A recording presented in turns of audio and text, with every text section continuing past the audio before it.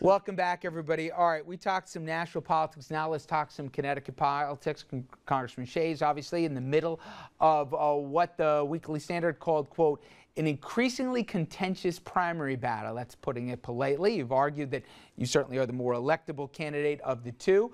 And obviously, the opponent that we're talking about is WWE magnate turned politician Linda Mcmahon. In fact, when you go to your campaign website, the first thing you see is this following graphic, which highlights your electability in comparison to hers.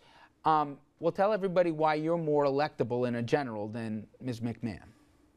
Well, first off, the Quinnipiac poll says I'm in a dead heat with the Democratic candidate. I think I'm more electable because I've won 18 elections. I think I'm more electable because I did a good job as a member of Congress. I'm not a partisan politician, but I'm proud to be a Republican. And so, you know, it's going well. I have to win a primary, and I'm losing the primary right now, but I was 19 points behind, then 15, now 9. Linda McMahon is 15 points behind Chris Murphy. I'm 1 point within reach. And so, you know, it's going well, but we're working hard. One of the things that we're finding in the convention is I would win the convention if people literally voted for who they thought could win and who they thought would do a better job. Some people say they like her. Some people say they committed to her early on. And my comment to them is, you sound like you're in Washington. So you make an agreement to vote for a bad bill, and you screw your country in the process, but you made a promise, or you like that member, so you voted for him. That's not logical down in Washington. It's no more logical up here.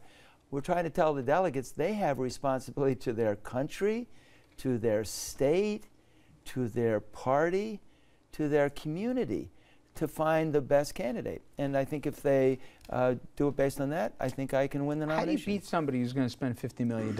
Well, first off,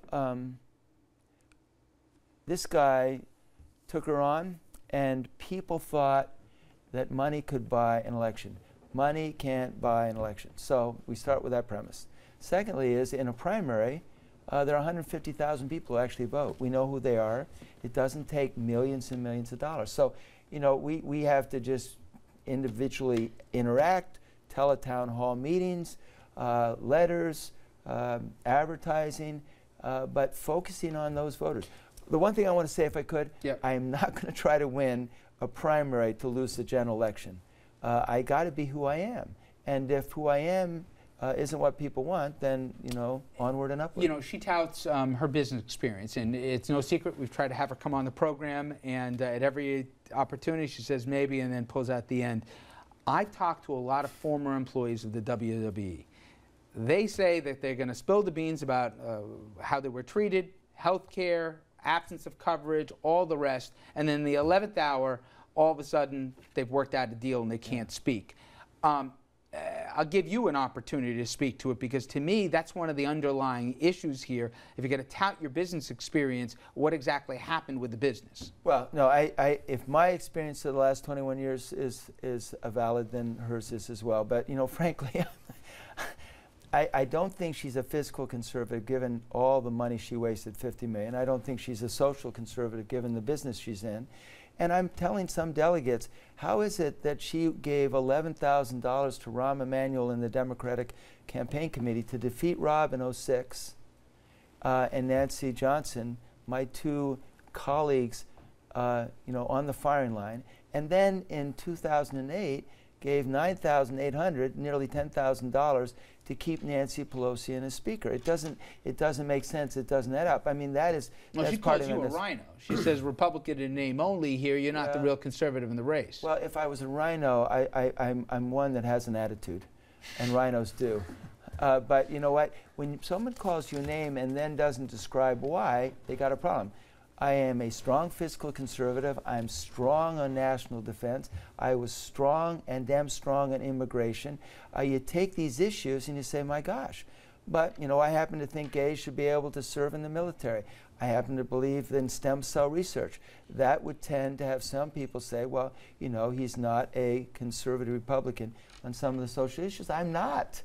I want to go on record. I'm not. What I am is, I hope, a Yankee Republican who uses common sense. believes in a free market, believes in democracy, believes when you put them together, you have unbelievable growth and prosperity. That's the American dream. Rob, That's I got 20 seconds before I got to wrap, and obviously no one's going to confuse you with the head of the Linda Mcmahon fan club, but why is he the right guy? I worked for Barry Goldwater for 4 years as his chief of staff. He supported gays in the military, and his comment was, I don't care whether they're gay or straight as long as they can shoot straight. And oh, by the way, Barry Goldwater was a conservative. Nobody dared call him a rhino. So hey, let's go I with... give you 20 seconds to talk about your buddy. You talk about Barry Goldwater? What are you doing?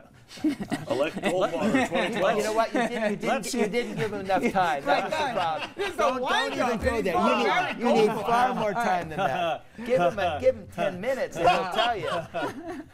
You're Dominic. You're looking at me like, where's he going with this, right? That's where I'm going. High five, buddy. There you go.